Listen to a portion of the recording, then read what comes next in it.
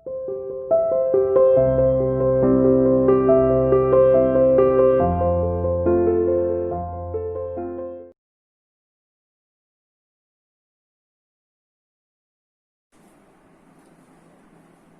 बेटा, कैसे हो? तो बेटा, आज हम कक्षा 9 में हिंदी विषय में अपनी अगली कविता शुरू करने जा रहे हैं। ठीक है, पिछली जो हमारी कविता थी वाघ, कवित्री लंदन की लिखी हुई, वो हमारी कंप्लीट हो चुकी है।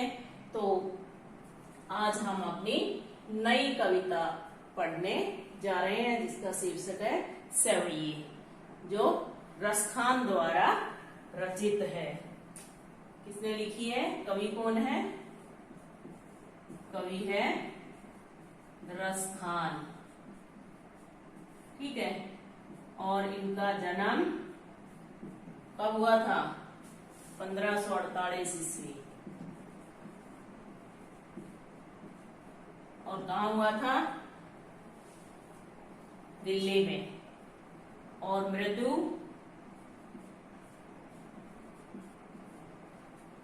इनकी हुई थी 1628 ईस्वी में। ठीक है, एक तो ये मुस्लिम थे और फिर भी ये कृष्ण की भक्ति करते थे। तो इनका मूल नाम था सैयद इब्राहिम, यानी रसखान का मूल नाम क्या था? सैयद इब्राहिम। ठीक है, लेकिन कृष्ण की भक्ति के कारण इन्हें रसखान कहते थे लोग। और इनका जो गुरु था वो गोसाई विठलनाथ, वो इनके गुरु थे। उन्होंने रसखान को अपना शिष्य बना लिया था।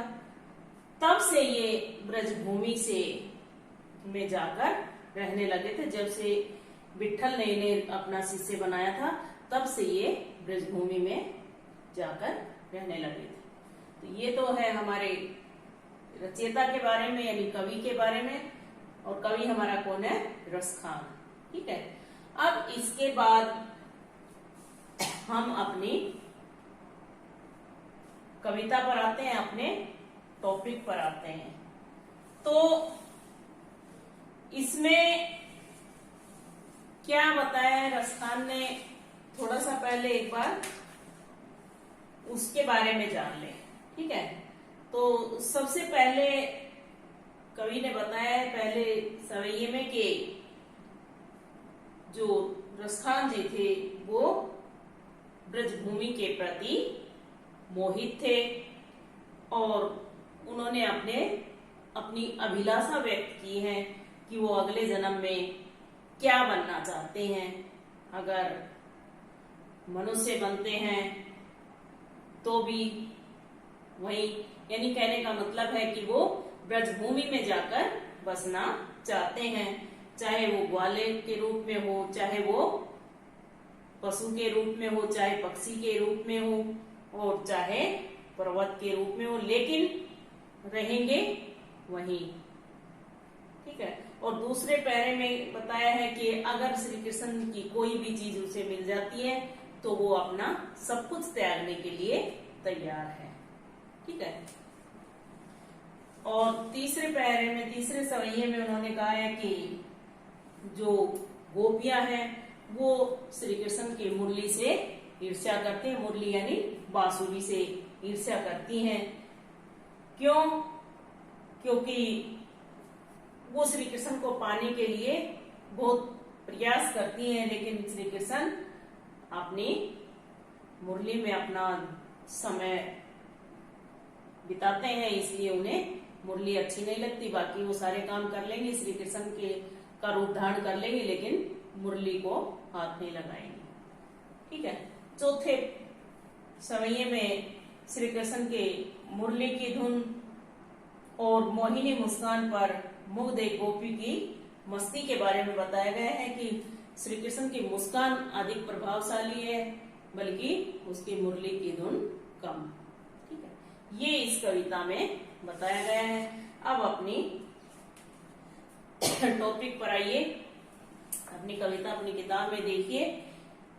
मैंने कुछ एक शब्दार्थ बोर्ड पे लिखे हैं, तो वो अपने नोटबुक में पेंसिल से अंडरलाइन करके उनका मीनिंग लिख लीजिए, ताकि आपको पढ़ने में समझने में आसानी रहे। तो इसलिए ये मैंने पहले ही नोट कर दिए हैं आपके लिए, और फिर भी मैं साथ साथ बताती हुई भी चलूंगी। अगर आपको कोई दिक्कत हो तो फिर वो क्लियर हो जाएगी। तो देखिए कविता में क्या है कि मानुष हो तो वही रसखानी, बसो ब्रज गोकुल गांव के ग्वारन। पशु जो पशु हो तो कहा बस मेरो, चरो नित नंद की धेनु मंझारन। पाहन हो तो वही गिरी को, जो कियो हरि छत्र पुरंदर धारण। जो खग हो तो बसेरो, करो मिली कालिंदी कुल कदम की डारन। तो जो बेटा ये कालिंदी कुल कदम के डारन है, इसमें हमारा अनुप्रास अलंकार है।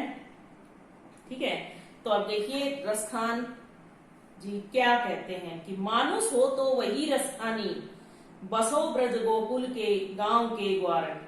कि रसखान जी कहते हैं कि यदि मैं अगले जन्म में मनुष्य का जीवन प्राप्त करूं, यानी अगले जन्म में मुझे अगर मनुष्य का जीवन मिले, तो मेरी इच्छा है कि मैं ब्रज क्षेत्र के गोकुल गांव के ग्वालों के बीच निवास करूं। बसों का मतलब निवास करूं, रहूं, बसूं।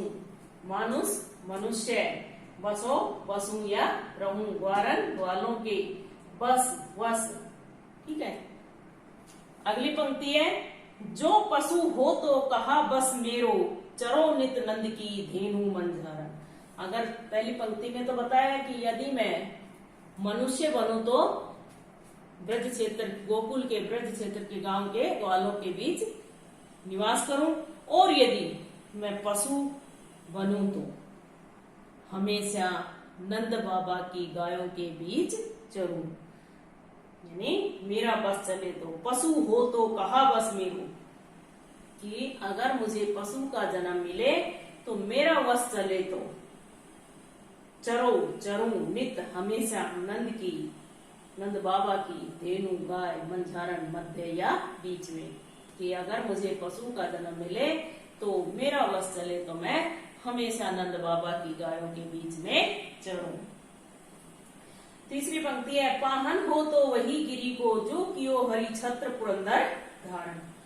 और यदि मैं पत्थर बनूं तो, पाहन का मतलब होता है पत्थर, गिरी पर्वत, कि अगर मैं पत्थर होता हूं तो उसी गिरी का, उसी पर्वत का, जो कियो जिसे किया हरि छत्र, हरि कृष्ण ने छत्र के रूप में, पुरंदर इंद्र का गर्व तोड़ने के लिए जिसे छाते के रूप में श्री कृष्ण ने अपने उंगली पर धारण किया था।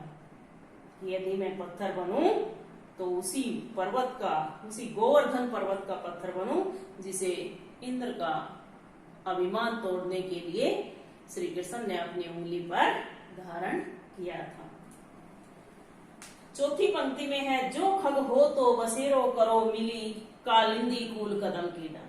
और चौथी पंक्ति में कवि अपनी इच्छा व्यक्त करते हुए कहता है कि अगर मुझे पक्षी का जन्म मिले, यानी अगले जन्म में मैं अगर पक्षी बनता हूं तो हमेशा कालिंदी होती यमुना, कूल किनारा, डारण डाली, बसेरो बसो।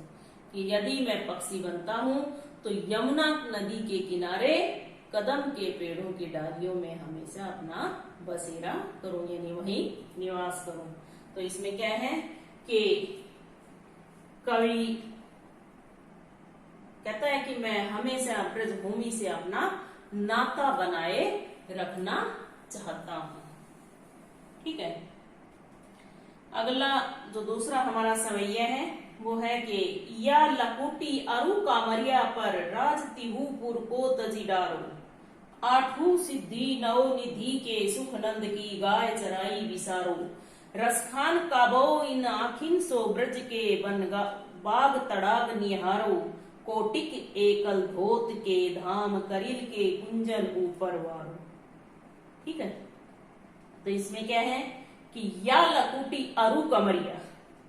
कवि क्या कहता है कि मैं श्री कृष्ण की इस लाठी, अरु और, कमरिया कंबल, यानी जिसे ओढ़कर और लाठी हाथ में लेकर श्री कृष्ण जब गाय चराने जाते थे, उसके लिए कहा गया है कि श्री कृष्ण की इस लाठी और कंबल के लिए मैं राज तिहु, तीनों तिहु को तजी डारो, यानी तीनों लोगों का राज त्याग, तजी डारो का मतलब छोड़ दूं, त्याग दूं, तज सकता हूं, कि मैं श्री कृष्ण की लाठी और कंबल के लिए तीनों लोगों का राज त्याग सकता हूं, यानी छोड़ सकता हूं। अगला है अगली पंक्ति में कि आठों सिद्धि नौ निधि के सुख नंद की गाय गाई चराई विसारो। अगर मुझे नंद बाबा की गाय चराने का मौका मिलता है तो मैं उसके लिए आठों सिद्धि और नौ निधियों के सुख को भी त्याग सकता हूं। ठीक है, विसारों का मतलब भुला देना, यानी मुझे अगर गाय चराने का, नंद बाबा की गाय चराने का अगर मौका मिलता है तो मैं आठों सिद्धि और नौ निधियों के सुख को भी भुला सकता हूँ। रसखान कबऊ इन आखिन सो ब्रज के वन बाग तड़ाग निहारो। अगली पंक्ति में, तीसरी पंक्ति में रसखान जी कहते हैं कि कब मैं अपनी आंखों से ब्रज के वन, बगीचे, तालाब को देख पाऊंगा, यानी मैं अपनी आंखों से कब इन चीजों को देख पाऊंगा। कोटिक एकल धोत के धाम करील के कुंजन ऊपर वारो। कोटिक होता है करोड़ों, कल धोत सोना, धाम घर, करील कांटेदार झाड़ियां। ठीक है, तो अगली पंक्ति में, लास्ट पंक्ति में कवि क्या कहता है कि इतना ही नहीं, ब्रज क्षेत्र की कांटेदार झाड़ियों के लिए मैं सोने के करोड़ों महलों को भी छोड़ सकता हूँ, यानी इनके ऊपर न्यौछावर कर सकता हूँ। अगर मुझे ब्रज की कांटेदार झाड़ियां भी मिल जाएं तो भी मैं अपने करोड़ों सोने के महलों को त्याग सकता हूँ, उनको छोड़ सकता हूँ, इन पर न्यौछावर कर सकता हूँ।